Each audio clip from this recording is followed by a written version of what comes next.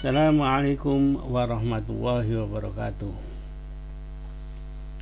Mari kita belajar sejarah Islam lagi. Kali ini akan kita bahas kejayaan Turki Utsmani pada masa Sultan Sulaiman Al-Qanuni. Sultan Sulaiman pertama atau Al-Qanuni yang agung, the Magnificent, memerintah dinasti Turki Utsmani tahun 1520 sampai 1566 sepeninggal ayahnya, yakni Sultan Salim pertama. Sultan Sulaiman pertama yang paling lama memerintah Kesultanan Turki Utsmani, yakni selama 46 tahun, dan menguasai wilayah yang luas. Kekuasaannya meliputi Laut Tengah, Laut Hitam, Rumelia, Anatolia, Karamania, Zulkadria, Diyarbakir, Kurdistan, Azerbaijan, sebagian Persia, Damaskus di Syria, Aleppo, Kairo, Mekah dan Madinah, Yerusalem, Arabia, Yaman, dan lain-lain. Dalam masa pemerintahannya yang panjang itu, tidak lepas dari berbagai peperangan, antara lain peperangan dengan Hungaria untuk memperebutkan Bosnia yang dimenangkan oleh Turki Utsmani. Lalu Beograd dapat dikuasainya. Negeri Crimea ditaklukkannya tahun 1523 dan negeri Valach disatukan dengan Turki Utsmani pada tahun 1524, serta dibuat perjanjian antara Turki Utsmani dengan Prancis di bawah Raja Frans pertama yang ingin memerangi Karl Agung, yaitu Kaisar Austria, pada tahun 1525. Hungaria diserang lagi tahun 1526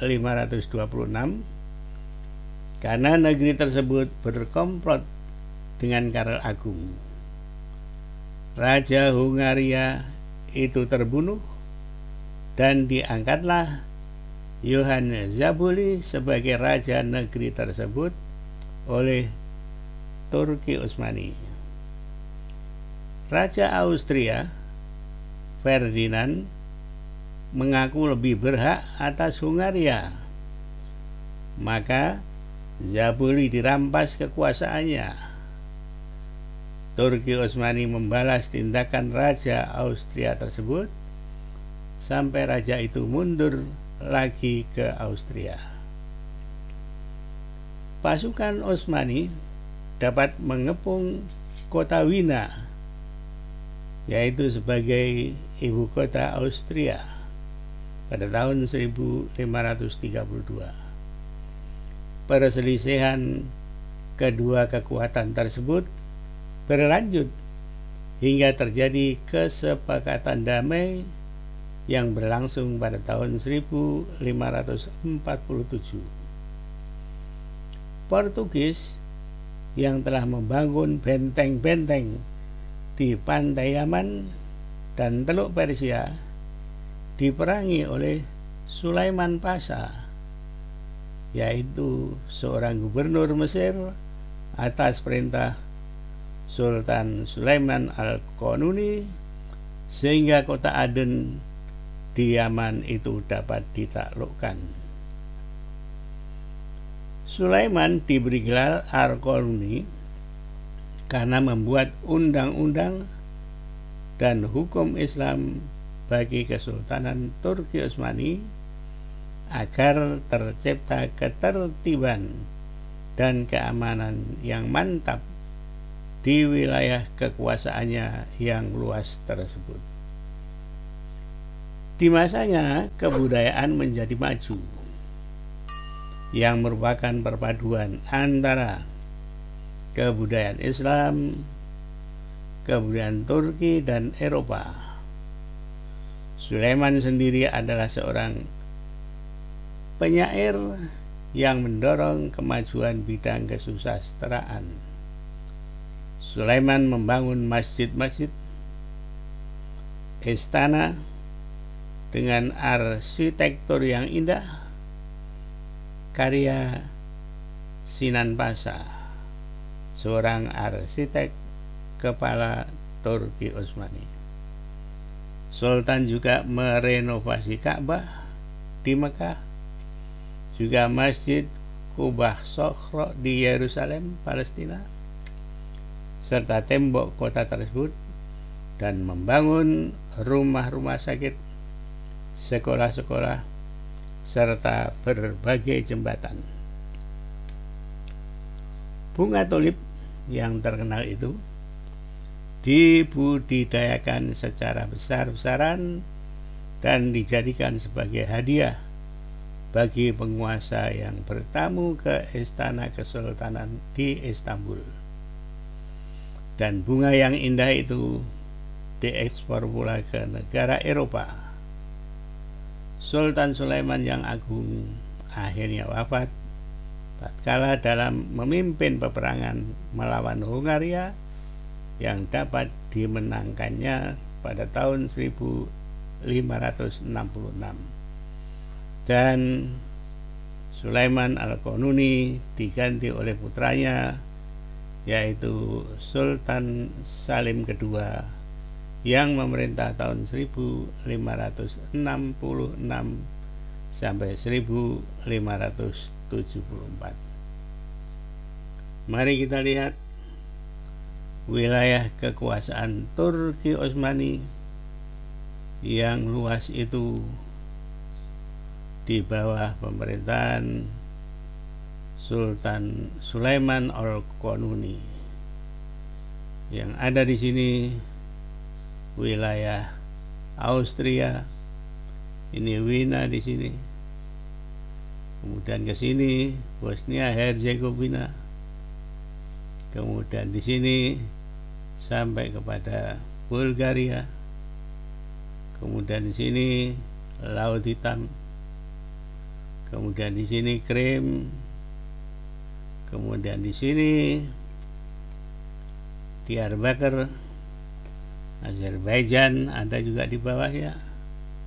Anatolia di sini otomatis di bawahnya. Syria atau Syam, Damaskus, Yerusalem, kemudian sampai ke Hijaz, Mekah dan Madinah, Kairo di Mesir, kemudian Benghazi, Tripoli yang ada di Libya, Tunisia juga masuk di dalam kekuasaannya, juga Aljazair.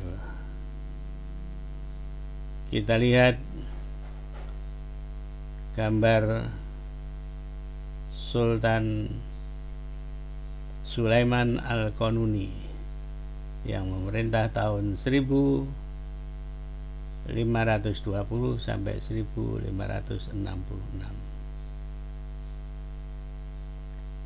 Kemudian kita lihat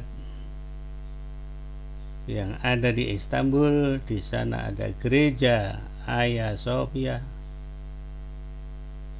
Gereja besar ini kemudian menjadi masjid setelah Istanbul ditaklukkan oleh Sultan Muhammad Al-Fatih tahun 1453. Kemudian gereja ini menjadi masjid, dan ketika Republik Turki berdiri dijadikan perpustakaan dan museum, kemudian baru kembali lagi menjadi masjid pada masa pemerintahan Presiden Erdogan baru-baru ini. Nah, di dalam masjid ini masih ada lukisan-lukisan yang lama. Ini gambar-gambar lama masih kelihatan. Kemudian dibuat kaligrafi. Di sini Allah Jalla Jalaluh, kemudian Muhammad alaihissalam. Mudah-mudahan yang sedikit ini bermanfaat. Akhirul kalam. Assalamualaikum warahmatullahi wabarakatuh.